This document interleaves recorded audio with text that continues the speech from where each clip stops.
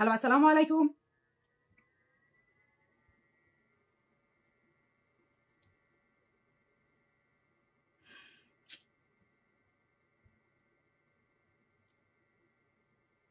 এসে গেছি।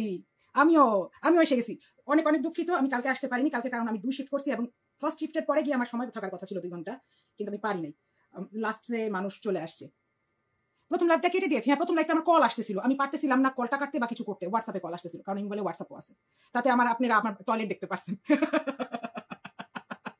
আল্লাহ! হ্যাঁ, ক্যামেরা ঘুরে গেছে। ওদিকে আমি দেখি হাট করে আমার টয়লেটের দরজা খোলা। তো আমি ঘরে থাকাকালীন হাট করে দরজা খোলা থাকলে সমস্যা নাই। আ কেন লাইভের জন্য এত ওয়েট করি নাই। দুঃখিত, অনেক, অনেক দুঃখিত। ডিবেট কি আপনার জানি না কি অর্থ কি আমি নিজেও জানি না। আপনি কি বলতেছেন? হুম।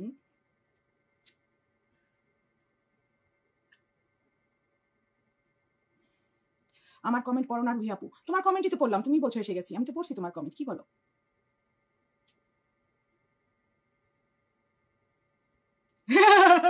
না টয়লেটের সামনে জুতা দেখতে পারো নাই। তবে আমি জানি না তোমরা কি দেখছো। কিন্তু আমি দেখতেছিলাম। কারণ আমার ঘর তো স্টুডিও অ্যাপার্টমেন্ট। ১ রুমের বাসা। পুরা একটা রুম। ২য় কিচ্ছু নাই। হ্যাঁ, তো আমি যে যেটা দেখার দেখছে, আমি দেখছি আমার টয়লেটের দরজা খোলা। আমি টয়লেটের দরজা সহজে বন্ধ করি না। একা থাকি তো। আচ্ছা কি লিখছে এটা তো মনে হয় মজার কিছু লিখতেছে সে। হুম। টয়লেটে জুতা দেখাতে হবে, বিদেশে থাকেন। দেখি আপু ১ম লাইভটায় দেখাইলেন, জুতা দেখাইলেন না। ও আচ্ছা জুতা দেখাইনি সরি। হ্যাঁ, হ্যাঁ। তার মেয়ে বিশ্বাসকে দেখাবে, পাগল মহিলা জানে কি লিখেও। কি জানি কি দিয়ে কি বলতেছেন। আপনার গল্প শুনতে মানুষ আজকাল টিভি দেখা ভুলে গেছে। কারণ ইন্টারেস্টিং হচ্ছে তো এই কারণে। দুঃখিত মানে এত একটা আনফরচুনেট বিষয়, এত সুন্দর একটা জায়গায় আমরা আটকাইছিলাম। ওই সময়টা যদি শেষ করতে পারতাম ভালো ছিল। কিন্তু পারিনি ওই সময়টা শেষ করতে। কারণ আমি জানি ওখান থেকে আমার লাফ দিয়ে বের হয়ে আরেক জায়গায় যেতে হবে। সেও চলে গেল। গতকালকে আমি মানে কিচ্ছু করার সময় পাইনি। গতকালকে একটা দিন গেছে আমার আল্লাহর ওয়াস্তে। যায় এরকম মাঝে, মাঝে যায়। আসসালামু আলাইকুম আপু। তোমার হাসিটা এত কিউট মাশাআল্লাহ মতন আছে। Thank you. অনেকক্ষণ ধরে ওয়েট করতেছি। কাহিনী শেষ করবেন। উম কি লাফালাফি বেশি অসভ্যতা লাফালাফি বেশি হয়ে যাচ্ছে। কাহিনীটা আমি শেষ করে দিব। বাকিটুকু আমি বুঝলাম না। No problem. শাহানা ইসলাম বলছিল এই কথাটা। জান্নাত বৃষ্টি ভিউ বাণিজ্য করতে এসে গেছেন। হ্যাঁ, ভিউ বাণিজ্য করতে এসে গেছি। আচ্ছা বাণিজ্য তো হয় যখন কোনো কিছু লেনদেন হয়। আমি তো খালি দিতেছি, আমি তো কিছু পাইতাছি না। তোমাদের ভালোবাসা ছাড়া। মাঝে, মাঝে ৮-১০ টা কিন্তু খারাপ কমেন্ট আসে। এমন দিন আজ হাসে না। ভালো, ভালো খারাপ কমেন্ট আসে। মাঝে, মাঝে দেখে হাসি, মাঝে, মাঝে দেখে মানে মনটা খারাপ করি। যাই হোক অনেক মানুষ জমে গেছে। ঝিকিমিকি টুম্পার গল্প শুরু হয়ে যাবে। যে গেস্ট আসে তারা আসতে হবে অ্যাকচুয়ালি। তো এতক্ষণে আমি একটু চিন্তা করলাম যে একটু আগেই যাই, একটু মাফটা চাইই নেই। কারণ আমি তো লেট করে ফেলছি। গতকালকেই আসার কথা ছিল। আর গতকালকে আসতে পারিনি। একান্তই আমার দোষ। যারা রেস্টুরেন্টে কাজ করে তাদের বোঝার কথা যে যখন আমাদের শেষ হয়ে গেছে আমরা সব খুলে ফেলছি। কারণ আমরা গ্রামগুলো পড়া থাকি, মাথার উপর ক্যাপ পড়া থাকি। এগুলো যখন আমরা খুলে ফেলছি, সব রেডি, ক্লিন, একবারে টপ টু বটম ক্লিন। এই সময় মানুষ আসছে। এখন রেস্টুরেন্টের মালিক কি বলে? না, এই ১৮ জন ফেলানো যাবে না। ১৮ জনের একটা গ্রুপ। দেখ তোরা ১ টা ঘন্টা বেশি কাজ করবি। কিন্তু ১ টা ঘন্টা তোমার বেশি কাজ হয় না। লাগলো ২ ঘন্টা। আমি ঘরে ঢুকছি ২০ মিনিটের জন্য। কি করব?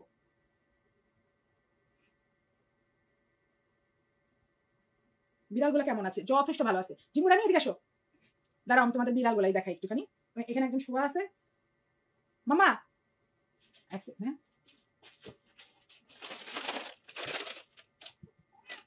দেখা যায়। টাইম পাসের জন্য কিছু একটা করতে হবে তো।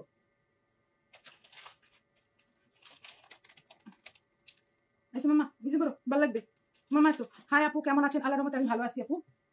এই যে, এই যে আমার এটা ছোট মেয়ে, এটা আমার সবথেকে ছোট মেয়ে। ছোট, ছোট একটা মেয়ে, এটা মেয়েটা আমার অন্য কারো না। হ্যাঁ। বলো এটা সুন্দর কি সুন্দর না? বলো এটার চেহারা আমার সাথে মিলে না? আমাদের চেহারা একরকম না? বলো। আমরা কিন্তু একরকম দেখতে। মামি আমরা একরকম দেখতে। হ্যাঁ। শোনা মামা।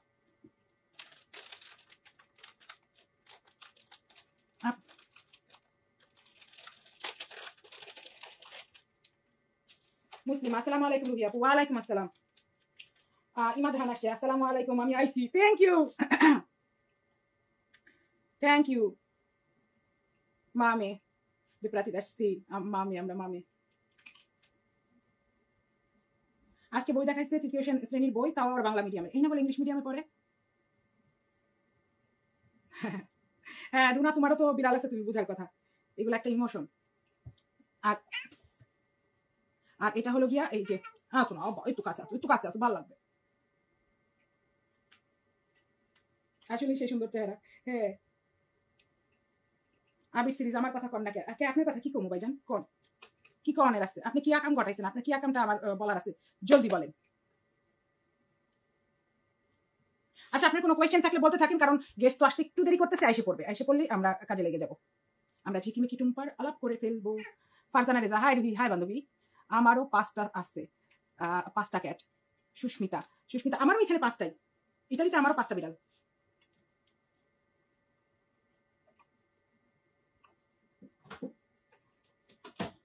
সিয়া মেহরুম, সিয়া মেহরুম, মঞ্জু আমার ফ্রেন্ড, মঞ্জুটাকে।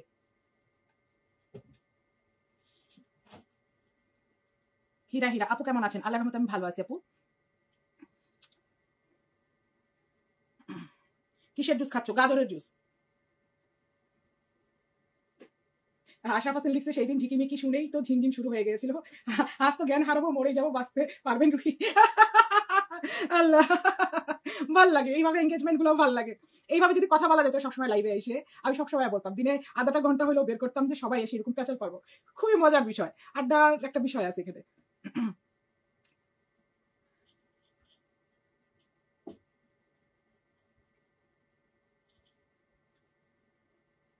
ও মঞ্জু বলতে কি ওই যে সিয়া মেহরুম বলছে, মঞ্জু বলতে কি ওই যে মঞ্জু, কি জানি মঞ্জু আহমেদ না কি জানি নাম, যে উনি যে শো করে, উনি ওনার কথা বলছে? আপু আপনি একটু বলেন তো, ওনার কথা বলছেন আপনি? না আমি মঞ্জু বলতে সাধারণ লেভেলে মানুষ ধরছি, কারণ আমি হলাম আম জনতা, আমি আম জনতা ধরবো, সে তো বিশেষ একজন ব্যক্তি, নর্মাল, আমি তার কথা ধরবই না। টক শো, রাইট, কথাটা হলো টক শো, কারণ আমার বাংলা অনেক অবক্ষয় হয়েছে, আমার বাংলার যে একটা অবক্ষয় হয়েছে, আল্লাহ রহম করুক আমাকে, আল্লাহ তুমি রহম করো।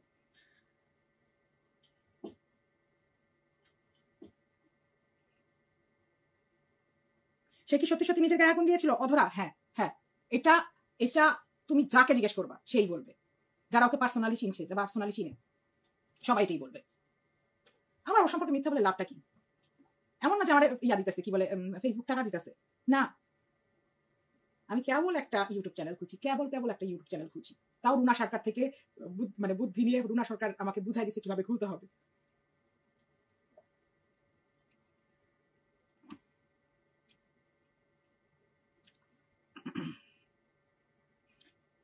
মঞ্জু জাদু বাদু হয়েছিল বর্ষা আপার চৌধুরী। রুমকি ইসলাম, হ্যালো আপু, হ্যালো। কেমনে সম্ভব আপু একজন মানুষ নিজে নিজের গায়ে আগুন দিতে, কিভাবে লাগাতে পারে? লাগাই ফেলছিল, এখন জানি না আপা কেমন কি হয়েছিল।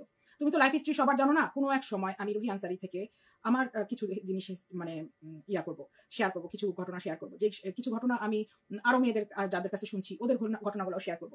লাইফটা যে অ্যাকচুয়ালি সিনেমা থেকে অদ্ভুত হয় তোমরা তখন বুঝতে পারবা। এটা একান্তই মানে একটা আমি যখন এগুলো ঘটনা শুনি তখন বিস্ফোরণ হয়, যখন আমার লাইফে এগুলো ঘটে গেছে তখন আমি এতটা খেয়াল করিনি, কিন্তু আমি যখন কাউকে বলছি তখন তার মাথায় বিস্ফোরণ হয়েছে। মানে জানার এখন অনেক কিছু আছে, শেষ নাই।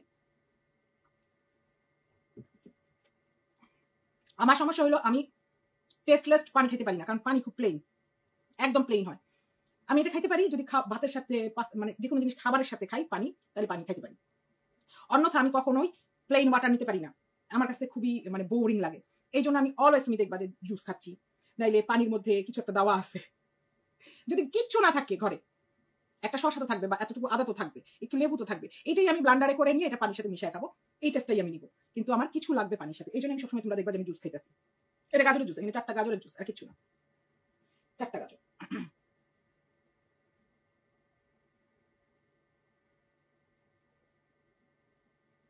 আপু পড়াশোনা নিয়ে বলো তোমার নতুন ভিউয়ার্সদের জন্য। পড়াশোনা নিয়ে কি বলবো আমি বুঝিনি এই কথাটা, জেসমিন দীপা।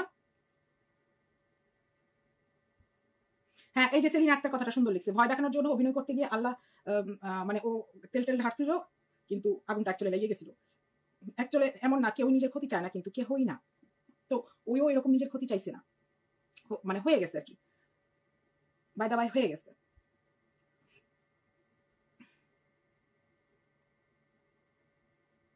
আফরোজা আক্তার মিতু, দীপালিতা দাস। আমি অ্যাকচুয়ালি কোকা কোলা খাইতে পছন্দ করি, প্রচন্ড পছন্দ করি। কোলা জাতীয় এনিথিং আমার পছন্দ, কোলা জাতীয় চকলেট বলো পছন্দ, এনিথিং। কিন্তু কিছু সময় আছে যখন আমি চেষ্টা করি কিছু মেনটেন করতে। যেমন আমার বয়স হচ্ছে, এখন যদি আমি নিজেকে মেনটেন না করি, তাহলে মেনটেন বলতে খাবার দাবারের দিকে যদি নজর না দিতে, আমার ডায়াবেটিস হওয়ার সম্ভাবনা খুব বেশি। কারণ আমার জন্মের আগে থেকে ডায়াবেটিস ছিল। আমার যে বয়স, এই বয়সের আগে আমার বাবার ডায়াবেটিস হয়ে গেছিল। তো আমি এই বিষয়টা খুবই নজর রাখি যেন আমার ডায়াবেটিস না পায়, আর দুনিয়ার চাই যে পায় যায়, ডায়াবেটিসটা যেন না পায়, কারণ ডায়াবেটিসটা একটা খুবই খারাপ রোগ। ও সোমার পড়াশোনা, আমাদের সোমা বেগম ক্লাস 5 পর্যন্ত পড়েছে। সোমা বেগমের জন্মযাত্রা বাড়িতে, বাবা বাড়ি বরিশাল, এগুলো তো আমাদের নিবিড় ভাই বলে।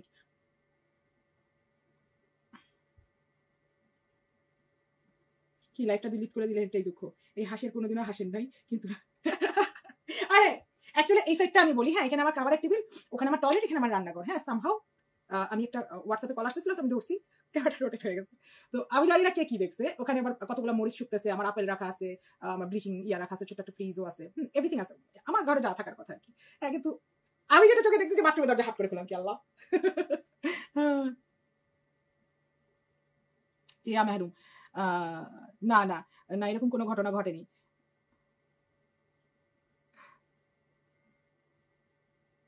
হ্যাঁ কোকা কোলা, ইমাজান ঠিকই বলছে, কোকা কোলায় অনেক চিনি থাকে আর এটা ব্যাড ফর হেলথ। তো এটা হচ্ছে কি, এক এক ধরনের মানুষের শখ থাকে, বুঝছো না? আমি কোকা কোলার একটা শখ রাখি, কিছু করার নাই। তো তারপরে আমি চেষ্টা করি কম খাইতে, যতখানি আমার পক্ষে সম্ভব হয়।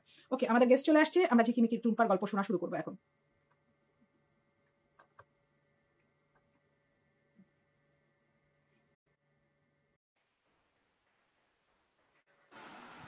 আসসালামু আলাইকুম। ওয়ালাইকুম আসসালাম। রুহি কেমন আছেন? আল্লাহর রহমতে ভালো আছি, আপনি কেমন? আমি ভালো আছি। আপনার অডিয়েন্সরা কেমন আছে? আমার অডিয়েন্সটা অবশ্যই ভালো আছে, অনেক মানে উদ্বেগ প্রকাশ করতেছে আমরা দুজন কোথায় ডুব দিছিলাম। তাই নাকি? আমাদের কেউ গায়েব করে দিছিল কিনা এই চিন্তায় রয়েছিল, যে আমরা কোথাও যেহেতু গুম হয়ে গেলাম, বাকি গল্প কি তারা শুনতে পারবে? যেহেতু বাংলাদেশেই গায়েব হওয়ার ছিল না, এসব দেশে তো আরো নাই। বাকি গল্প তো অবশ্যই বলার জন্যই আমরা প্ল্যাটফর্ম খুঁজে বের করছি, না হলে তো এই প্রসঙ্গই আসতো না। রাইট। আমার কথা কি ক্লিয়ার শোনা যাচ্ছে? আমি শুনতে পাচ্ছি। আচ্ছা জানান তো আপনারা আমাদের দুজনের কথা স্পষ্ট শুনতে পাচ্ছেন কিনা? কেউ একজন জানান, আমার একটা আসলেই করবে যথেষ্ট। আমার এখন দুপুর 12টা সামথিং। আমরা আপনার বেশি সময় নিব না, অল্প সময়ের মধ্যে আপনাকে ছেড়ে দিব, নো টেনশন। খালি অডিয়েন্সদের কাছে জানতে চাচ্ছি, সবাই একটু জানান যে আপনারা দুইজনের কথাই স্পষ্ট শুনতেছেন কিনা। শুনতে পাচ্ছি, একটু। সঞ্জিতা, আমরা শুরু করতে পারি।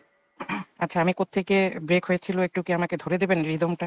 হ্যাঁ, আপনি ব্রেক হয়েছিলেন যে ওর সাথে দেখা হওয়ার 1 মাসের মধ্যে ঘর খরচা বাবদ, বাড়ি ভাড়া টাড়ি ভাড়া বাবদ আর কি, সে 2.5 লক্ষ টাকা নিছিল। আচ্ছা, আর ঈদের সময় কিছু, কোরবানি ঈদে।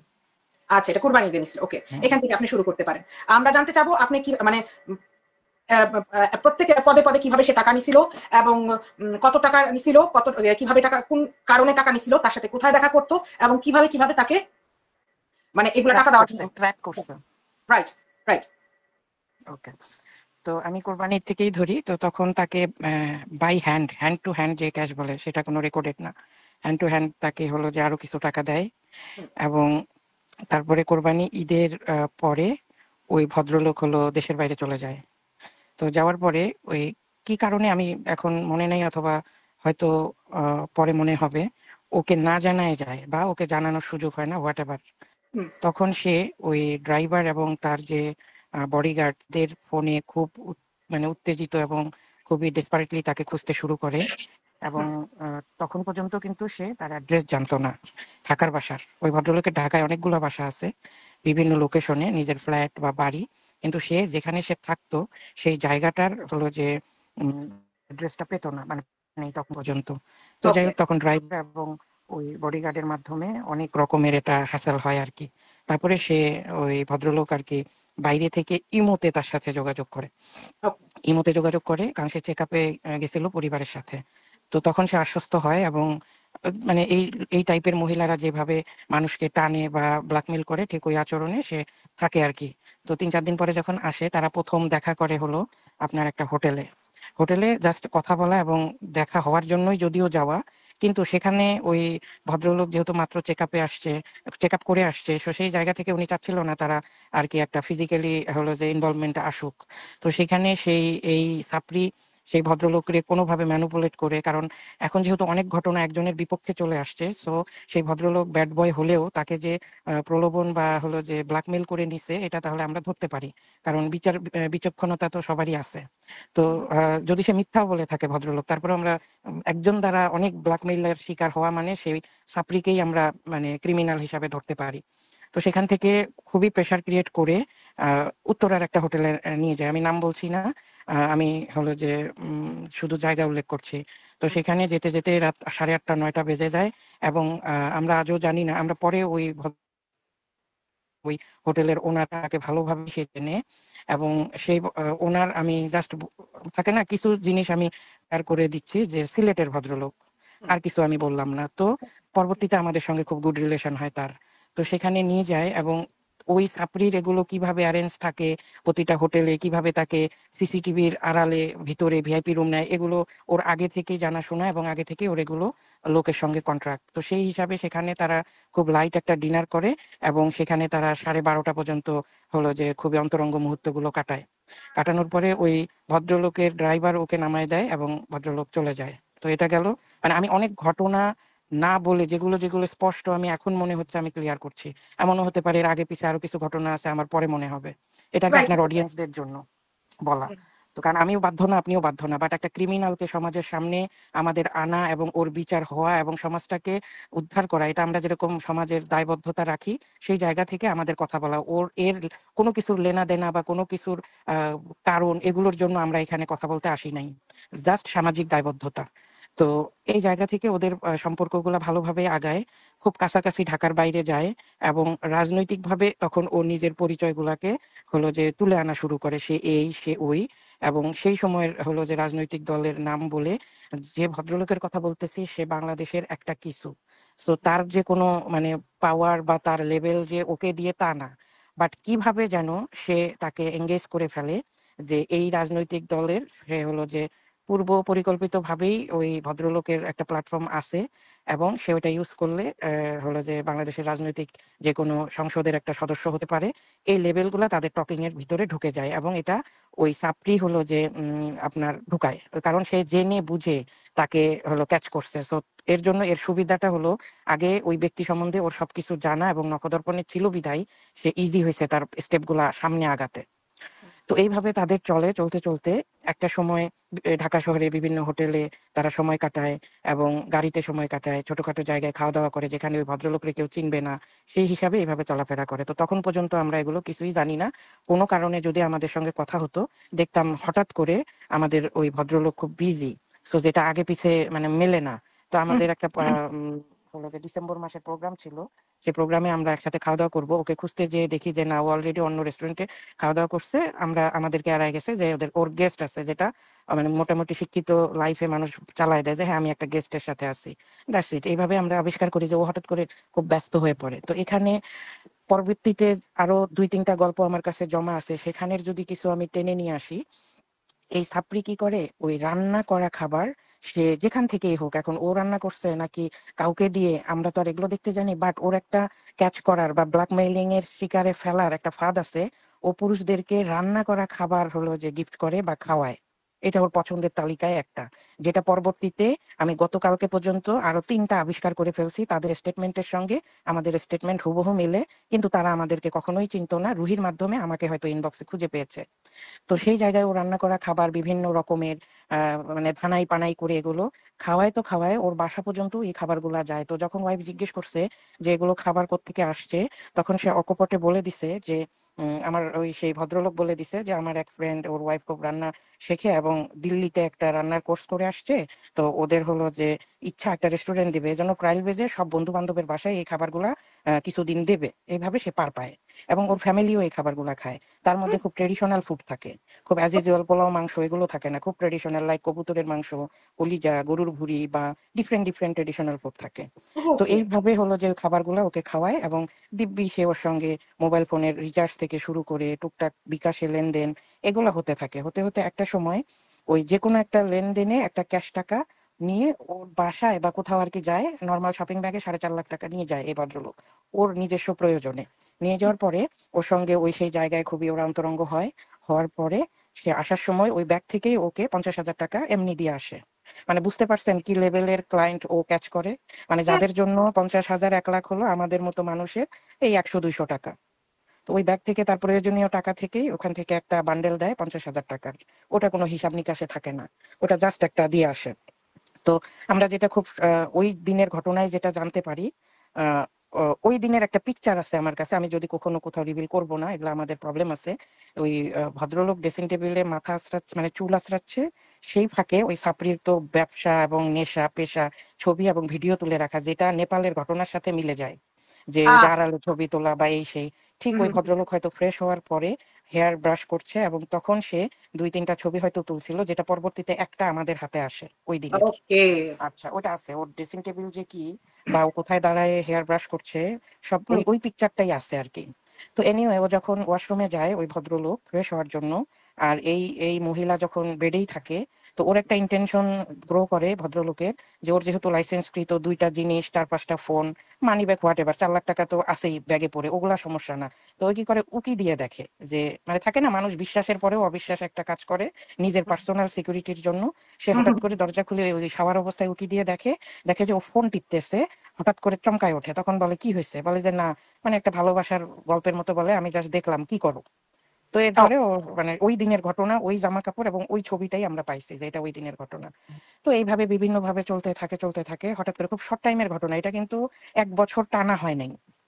আপনি মিলাই নিয়েন আপনার পান্থপথের গল্পগুলা, টানা হুম, হয় আমার নাই। জন্য 9 মাস ছিল সেটা। হ্যাঁ, তো সেই পান্থপথের অফিসে যাওয়া এবং ও খবরদারি করা, ড্রাইভারকে ফোন দিয়ে পান্থপথ থেকে এভরিডে ডাব কিনে খাওয়ানো, স্যারের শরীর ঠিক থাকতে হবে, স্যারের চেহারা ঠিক থাকতে হবে।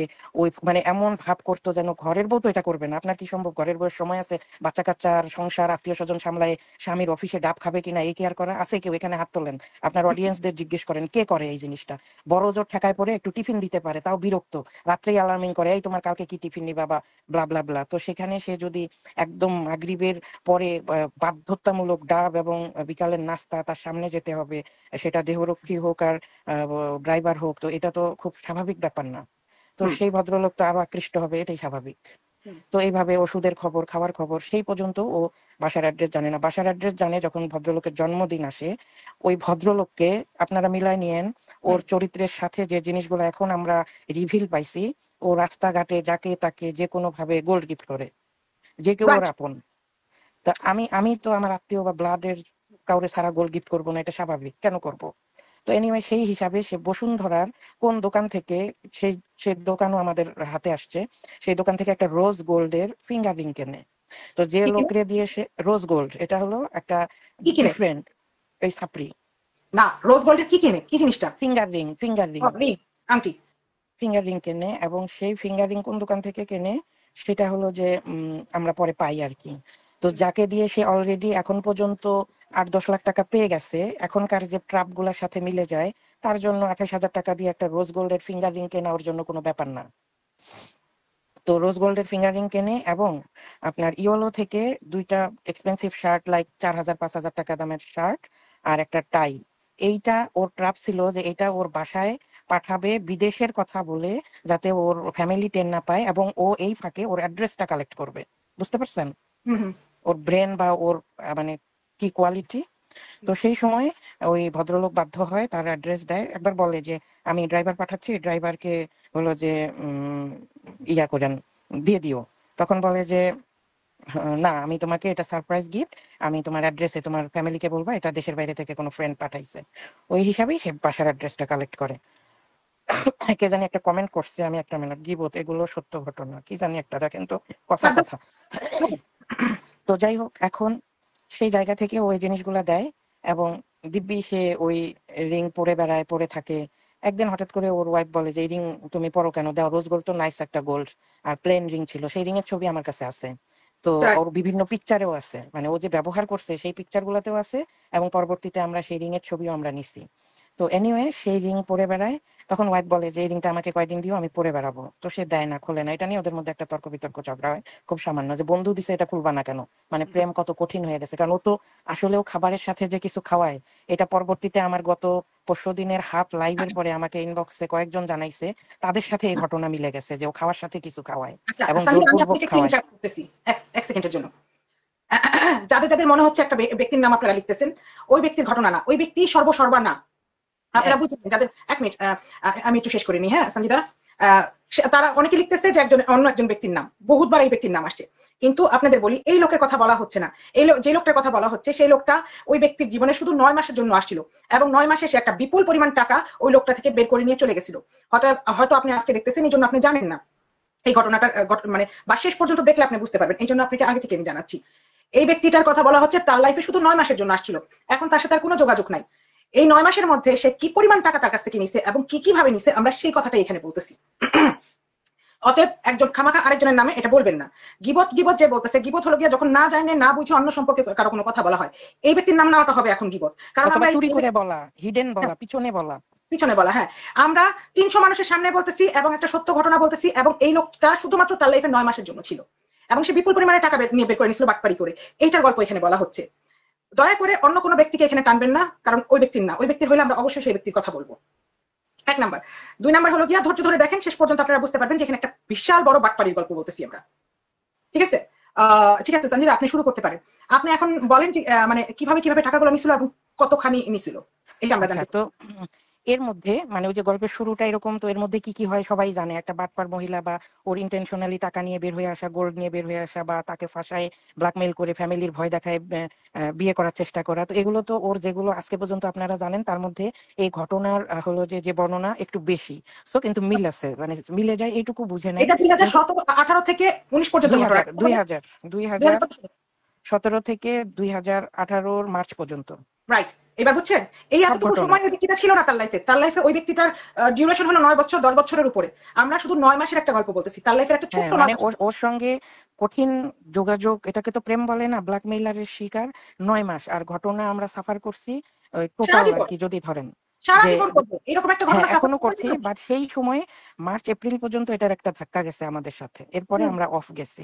আর এটা বাংলাদেশে অনেক বড় প্রশাসনিক লেভেলেও এটা আমাদের নকিং হয়েছে, বা ব্যাংক থেকে কালেক্ট করতে হয়েছে, বিভিন্ন গোয়েন্দাও ফেল আছে এখানে। তো এখানে যারা আননেসেসারি কথা বলবেন, একটু না জেনে কথা তো বলবেন আপনারা অডিয়েন্স, বাট না জেনে বললে হয় কি আপনারাই ধোকায় পড়বেন, বা হুম। মিলাইতে পারবেন না কোন গল্পের সাথে কোনটা যাচ্ছে। কারণ শুধু এই লোকের গল্পই যে এখানে সীমাবদ্ধ তা না। আমি না, সবচাইতে অবাক এই হয়েছি, ব্যক্তি সে মানে একমাত্র ব্যক্তি না, না এই না চেয়ে না, অনেক ব্যক্তি আছে, আস্তে আস্তে আসবে। হ্যাঁ, এবং আমি অবাক হয়েছি রুহি, যে গত পরশুদিনের 7-8 মিনিট আমি কথা বলেছি, পরেও 2 জন আমার ইনবক্সে আসছে সিমিলার, একদম গল্পের সিমিলারিটি নিয়ে, তারাও ভিকটিম। যেটা একই। এখনো অনলাইনে আসে নাই, যেটা এখনো বিচারে আসে নাই, বা রিভিল হয় নাই, তারা চাচ্ছে না রিভিল করতে, বাট তারা আমাকে খুঁজে পাইছে। সো এগুলোতে তো আমি জড়াতে চাই না, কারণ আমি যদি জড়াতেই চাইতাম রুহি, আমার পেজে আমার পার্সোনাল লাইফ ছাড়া কারো কোনো শেয়ার বা এগুলো নিয়ে গসিপ করার সময় নাই, কারণ আমি এগুলো চাই না। সো তারা খুঁজে বের করেছে, ওকে ফাইন, আমি শর্ট করি। তো যাই হোক, এইভাবে চলতে থাকে। পরে তখন ওই আস্তে আস্তে করে ওদের বিভিন্ন মেলামেশা, বিভিন্ন রকমের, ও একটা একদম আপনারা দেখেন এখনকার সাথে 100% মিলে যায়। সেই সময় সে একটা প্রেগনেন্সি নাটক করে। এটাই হলো টুইস্ট গল্পের। কিছু কিছু টুইস্ট আপনারা নোট করেন, যেটা এখন পর্যন্ত আপনারা দেখে আসে মানে এখানে শুনতেছেন। তো সেম ঘটনা সে ভদ্রলোকের সাথে, সে প্রেগনেন্সি নাটক করে এবং ঢাকার আপনি নাম কিন্তু করা এখন তো একটা, টাকা পেতেছেন, আপনি কিন্তু এখনো টাকা প্রসঙ্গে আসেন নাই। না সে কত যে এখন আসবে, এখন আসবে, এই যে ওকে। টাকার প্রসঙ্গগুলো এখন আসবে, যে ও যে ব্ল্যাকমেইলার, সেই টাকা না হলে সে তো প্রেগনেন্সি নাটক করে না। যেটা আজকে পর্যন্ত জানুয়ারি থেকে আমরা শুনে আসছি, যে পুরুষ ওর সঙ্গে সামনে হেসে কথা বলে তার বাচ্চা ওর পেটে, রাইট? সেখান থেকে আমি শুরু করি। তো ওই ভদ্রলোককে সে হঠাৎ করে জানায় যে সে প্রেগনেন্ট। তখন সেই ভদ্রলোকও বাচ্চা নিবে না, আর এও তো জানেই প্রেগনেন্ট না, বাট এটা তো ব্ল্যাকমেইল, টাকা নেওয়ার একটা ফাঁদ। তো হুম। সেই জায়গা থেকে সে কি করে, একটা হসপিটালে ওর এই প্রতারণার সাবজেক্ট বা একটা মানে কি বলবো গ্রুপ ওয়াইজ সে ভর্তি হয়, হয়ে সেটা প্রথমে চেক আপের একটা প্রেসক্রিপশন পাঠায়। তারপরে সে নাটক করে যে সে অ্যাবর্শন করবে। তো খুব ভালোবাসা দেখায়, অ্যাবর্শন করবে, তুমি যা বলছো তাই হবে, এরকম ভালোবাসা দেখায়। তো ওই লোক তো আরো অ্যাট্রাকটিভ হয় ওর প্রতি, যা হারে এত ভালো, যা বলতেছে এই যুগে, মানে অ্যাবর্শন করতেছে কোনো দাবি ছাড়া, ব্ল্যাকমেইল করতেছে না, খুবই ওর প্রতি অ্যাট্রাকটিভ হয়। এই যে টাকা লেনদেনের সূত্রটা এখন শুরু হবে। তখন ওকে। কি করে, ও ভুয়া একটা হসপিটাল, মানে ভুয়া কাগজপত্র বা প্রেগনেন্সি দেখায়, হসপিটালে ভর্তি হয়। হওয়ার পরে তখন কি করে, ওই টাকা ওকে হলো যে ওই হসপিটালে ভদ্রলোক ওকে দেখতে আসে লুকায় লুকায়, এসে টাকা দিয়ে যায়। সেই সময় সে ধান্দা দেয় যে এটা খুব স্পেশাল অ্যাবর্শন হবে, এটা একটু টাইম ওভার হয়েছে, এটা না হলে আমার জানের ক্ষতি হবে, না হলে আমি পরবর্তীতে মা হতে পারবো না, ব্লা ব্লা ব্লা বলে একটু স্পেশাল কেয়ার এবং ট্রিটমেন্টের জন্য 1.5 লাখ টাকা নেয়। হুম। নেওয়ার পরে যাই হোক এটা ফিনিশ করে ফেলে, একদম কনফার্ম হয় হ্যাঁ বাচ্চা নষ্ট করছে, এই সে করে টোরে তারা ফ্রি হয়ে যায়। এর মধ্যে আসলেও পরবর্তীতে আমরা ওই হসপিটালে যে ওই একটা প্রেসক্রিপশন আমরা কোনোভাবে যে ওকে হোয়াটসঅ্যাপে দিছিল, সেটা সূত্র ধরে আমরা যাই এবং আমরা কোয়ারি করি, না এরকম কোনো ঘটনা ঘটে নাই। এবং এক ভদ্র মহিলার নামে প্রেসক্রিপশনটা ছিল, সে হলো তার মাধ্যমে আমরা খুঁজে পাই। এইভাবে এর মধ্যে হঠাৎ করে বাংলাদেশের রাজনৈতিক একটা ফ্লো চলে আসে, যে নমিনেশন ব্যাপারটা চলে আসে। আসার পরে সে ভদ্রলোক কিন্তু নিজেই 100, কিন্তু এর খপ্পরে পড়ে আমরা আজও জানি না কি খপ্পরে পড়ছে, তাকে টোপ দেয়। রয়ের এজেন্টের সাথে ওর ওঠা বসা আছে, কথা বলা বাবা, আছে। বাংলাদেশের র এই নাকি হ্যাঁ মানে ইন্ডিয়ান? ইন্ডিয়া, ভারতের যেহেতু এখানে যারা মিনিমাম রাজনীতি বোঝে, সেহেতু এই একটা সময় আছে যে ওরা চাইলে মানুষকে নমিনেশন দিবে, ওটা প্রেসক্রিপশন টাইপের আর কি লিস্ট চলে আসে এই পার্শ্ববর্তী দেশ থেকে। তো সেই জায়গায় ওর হাত আছে, ওর লোক আছে, এবং হলো যে ওই একটা লোকের সঙ্গে ও এই ভদ্রলোককে পরিচয় করানোর জন্য হলো কলকাতায় পাঠায়। এবং যে কলকাতায় যায়, যেখান থেকে রিসিভ হয়, যে হোটেলে থাকে এই ভদ্রলোক, যার সঙ্গে দেখা করে, ইচ অ্যান্ড এভরি ইনফরমেশন আমার কাছে আছে, এবং ছবি সহ ওই লোকের। সেখানে পাঠানোর পরে জানি না এদের কি চুক্তি ছিল, বলছিলাম আমি অনেকদিন আগে যে এরা একটা চক্র, এরা কিন্তু একজন দুইজন না, এরা একটা বিশাল চক্র।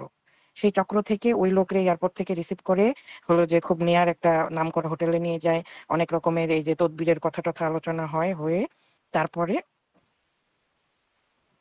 হুম, আমি কিন্তু কোনো কমেন্ট দেখার সুযোগ নেই, আমি না, নো হলো যে প্রবলেম, আমি জাস্ট দেখতেছি, বলছি, আমি দেখতেছি আপনি দেখেন স্ক্রিনশট। কমেন্ট গুলা। তো তারপরে ওই ওখানে হলো যে একটা পেমেন্ট, আর হলো সেই যার সঙ্গে দেখা করতে গেছে তার জন্য বাংলাদেশের গিফট হলো তার ওয়াইফের একটা জামদানি শাড়ি আর ইলিশ মাছ। তো ওকে, যেহেতু এই ভদ্রলোক অনেক বিগ শট, এই জন্য ইলিশ মাছের বক্স আর জামদানি আড়ং থেকে কিনে টিনে সে যায়। ওখানে 22 লাখ টাকার একটা লেনদেন হয়, ক্যাশ ক্যাশ। না? 22 লাখ টাকার, ইন্ডিয়া যেহেতু পার্শ্ববর্তী দেশ, সেখানে তো চেক বা কোনো কিছু হবে না, ক্যাশ লেনদেন হয়। ওকে, সেটা বলা হয় তার হলো টোকেন মানি। সে তো অনেক বিগ শট, রাইট, যার সঙ্গে দেখা করাচ্ছে সে ওই দেশের, সে এই তো সে চাইলে তাকে এই সেই 18 সালের নির্বাচনে হলো যে 100% শিওর গ্যারান্টার যে নমিনেশন পাবে, এবং সেটার জন্য একটা চুক্তি হয়। যে চুক্তিতে প্রথমে তারা 8 কোটি টাকার চুক্তি করে, তারপরে তারা নেমে আসে 6 কোটি টাকা, কারণ যেহেতু পুরাটাই একটা ট্রাপ, তারা টাকার অঙ্ক কমানো শুরু করে। তো সেই জায়গা থেকে বাংলাদেশে একজন এসপির নাম্বার দেয়, ওই যার সঙ্গে দেখা করতে গেছিল সেই ভদ্রলোক, যাতে টাকা পয়সা লেনদেনটা এই এসপির মাধ্যমে হয়, এবং ওই এসপির নাম নাম্বার সবকিছু আমাদের কাছে আছে।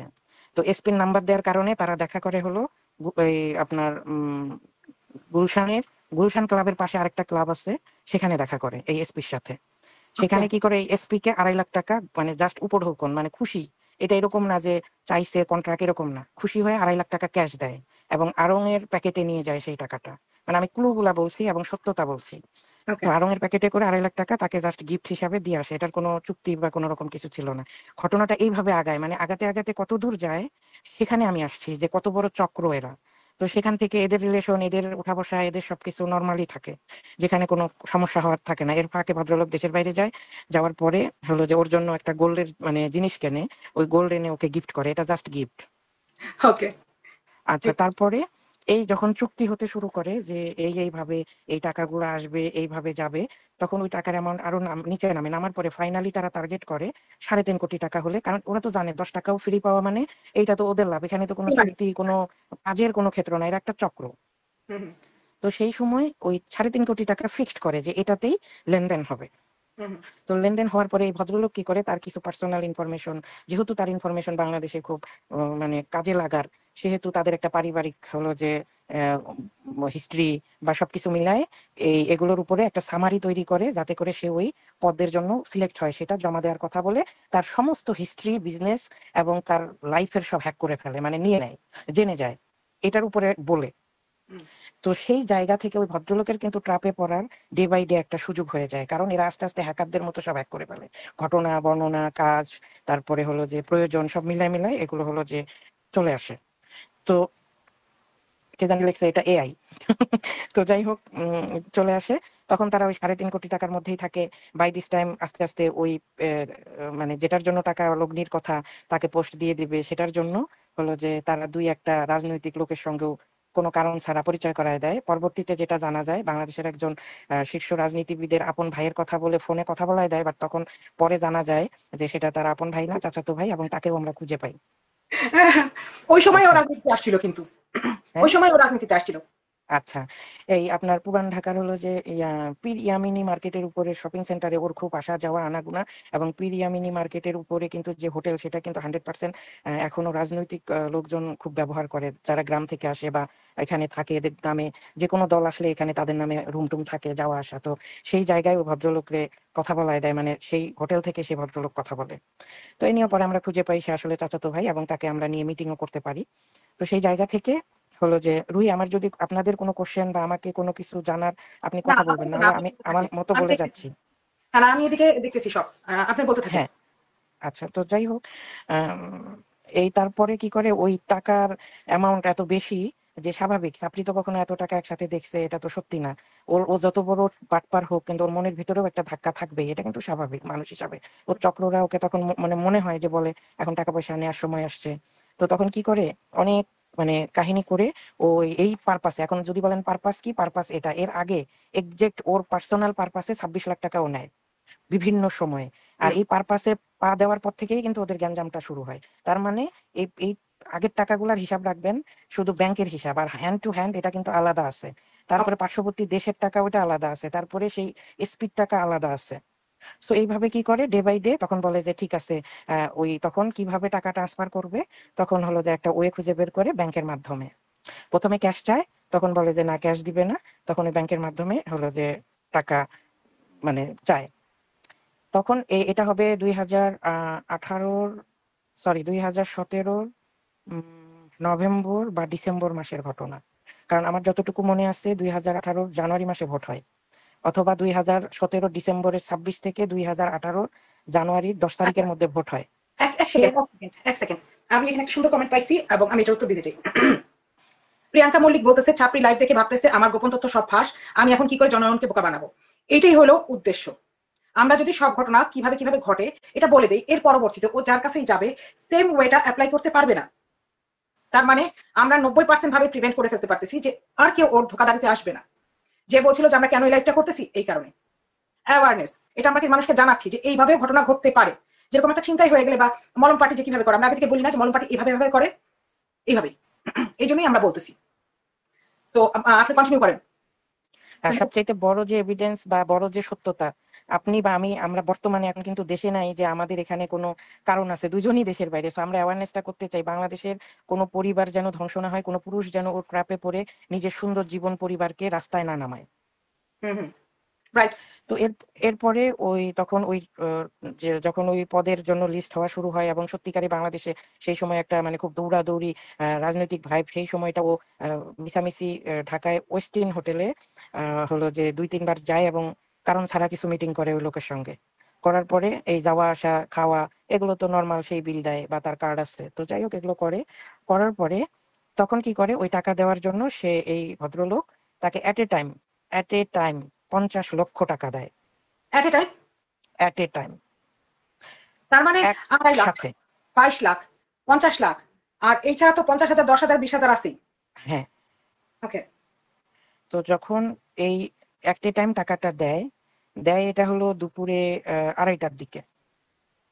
2:30টার দিকে দেওয়ার পরে তখন সে কি করে, এই টাকা পাওয়ার পরে তখন বলে ওর ডিজিএফআই এই আছে, ওর অমুক আছে, ওর এই আছে, তাদেরকে এই টাকাটা দিচ্ছে, এই হয়েছে ওই হয়েছে, এগুলো বিভিন্ন ভাবে তাকে হলো যে ও এর ফাঁকে কিন্তু আমি এই ভদ্রলোকের পরিবারের সাথে কি হয়েছে সেটা কিন্তু স্কিপ করছি, রাইট রোহিত? সেটা হুম, সেটা তো জানাই যায় যে ওই যে আপনারা যে একজন নায়কের ফ্যামিলির কি দেখছেন, তো যেহেতু ইনি একজন বিগ লেভেলের লোক, তার ফ্যামিলির সাথে কি হয়, এসএমএস ধরা পড়ে একদিন দুপুর 12টায়। সে সোফায় আচ্ছা। বসে থাকে, হুম, হুম, বলেন। হুম, বলেন। এই বউ হলো যে এসএমএস ধরা পড়ে। এই মানে পারিবারিক যে ডিস্ট্রয়, পারিবারিক যে মানে ঝামেলা এবং মারাত্মক ভাবে সুইসাইডাল অ্যাটেম্প বা ব্লা ব্লা ব্লা, এগুলো এগুলো বললে এখন আমার ওই টাকার বিষয়টা স্কিপ হয়ে যাবে। এগুলো অনেক বড় আমরা আর কি মানে জিনিসের উপর দিয়ে যাই, যেটা এই যে এক নায়কের ওয়াইফ যা ফিল করছে তার 10 গুণ বেশি। হুম। তো সেই জায়গা থেকে হলো যে যখন টাকাটা দেওয়া হয়, তখন সে কি করে ওই একদিন পরে সে এই লোকের ফোন ধরাটা একটু কমায় দেয়। আগে যেরকম জান পিয়ারে বা একদম থাকে না দাঁত ব্রাশ করছো কিনা টাইপের যে রিলেশন, এই ছাপড়ি আস্তে করে একটু হালকা মানে অফ যায়, মানে খুব বেশি না, অল্প। ওকে। তখন এই লোক হলো যে ভদ্রলোক তাকে ফোন দিয়ে খোঁজে, তারপরে ফোন ধরলে আগের মতো খুবই অ্যাটাচ বা ওর প্রয়োজন এরকম ভাবটা কমে যায়।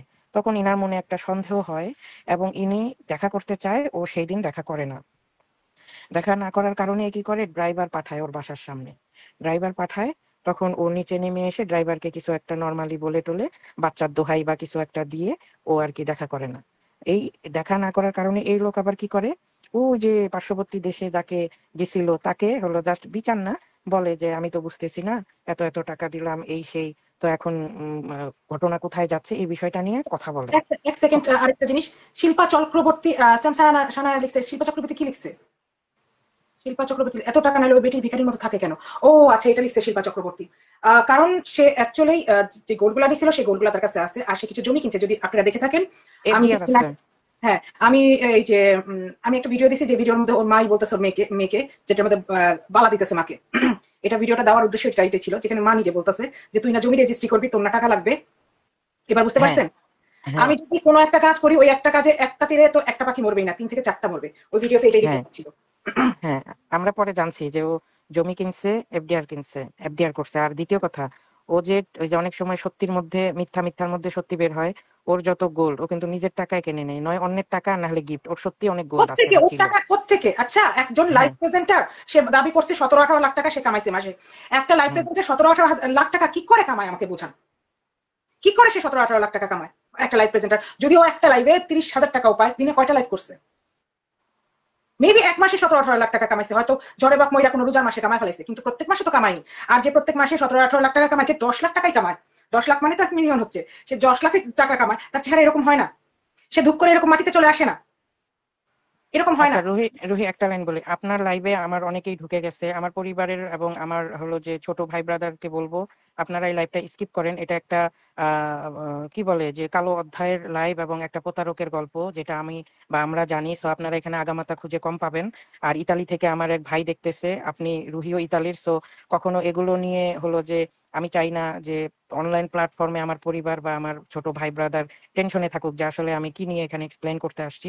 এটা একটা সামাজিক অ্যাওয়ারনেস প্ল্যাটফর্ম হিসাবে আমরা গড়ে তুলতেছি, এবং এর হুম, পরবর্তীতে যে আমরা কি কি করব সেটা আমাদের অডিয়েন্সরা এখনো জানেই না বা আমরা রিভিল করি নাই। সো এটা অনেক বিগ একটা প্ল্যাটফর্ম হবে। আরো গল্প আছে, আজকে আমি বলছি, আমাকে আরো 2 জন আসছে তাদের গল্প, যেন তাদের হয়ে আমি বলি। সেই গল্পগুলোও কিন্তু জমছে, যেগুলো 100% রিয়াল। সো আমি বলবো আমার যারা শুভাকাঙ্ক্ষী আছে তারা, যেহেতু আমি কোনো লাইভে ঢুকলে আমার পেজে যেহেতু উল্টাপাল্টা কোনো কিছু নাই বা আমি ব্যক্তি মানুষ হিসাবে কি জানে, সো আপনারা দেখেন, বোঝেন, বাট এখানে এসে কমেন্ট বা ইনভলভ হওয়ার কোনো দরকার নেই। আমি আমার লোকজনকে বললাম এই কথাটা। তো এখন আমি অডিয়েন্সের কাছে যাই। তো এখন কথা হলো, এরপরে সেই লোকের সাথে যখন সে একটা আলোচনা করে, সেই লোক তাকে ফোন দিয়ে বলে এবং সেই এসপি কেও ফোন দিয়ে বলে, কারণ তারা সবাই মিলেই একটা চক্র। তো সেই জায়গা থেকে কি করে, হঠাৎ করে সে ফোন ধরা বন্ধ করে দেয়। তো হুম, তারপরে এই 3 দিন পরে ফোন ধরে, ফোন ধরে বলে যে আমার ফোন চুরি হয়ে গেছিল। মানে হুম, ওর যেগুলো স্বভাবের মধ্যে এখন আপনারা দেখছেন, ওইটা আমরা আগে দেখে আসছি। বলে ফোন চুরি হয়ে গেছে, এই জন্য ফোন ধরতে পারি নাই, ফোন বন্ধ ছিল, ব্লা ব্লা ব্লা।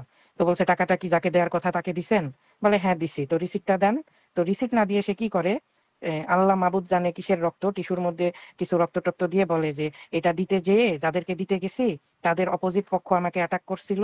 এই অ্যাটাকের কারণে আমার নাক মুখ হলো যে আমায় আমার কেটে গেছে বা ঘুষি দিছে, এরকম কিছু একটা। এই যে রক্ত, আমি এখন হসপিটালে যাব। আমি হলো হসপিটাল থেকে এসে তারপরে ঘটনার বর্ণনা বা ঘটনা দিচ্ছি। বুঝছেন কিন্তু ঘটনাগুলা হুম, কতটুকু স্পর্শকাতরে নিয়ে গেছে। হুম, এবং ওই টিস্যুর ছবি দেয় যে হ্যাঁ এই যে রক্ত দিয়ে নাক মুখ মুছতেছি, এগুলো রক্ত। আসলে কিসের রক্ত ছিল আমি জানি না। হুম, তো তারপর থেকে তাদের মধ্যে একটা গ্যাঞ্জাম হয় ছোটখাটো।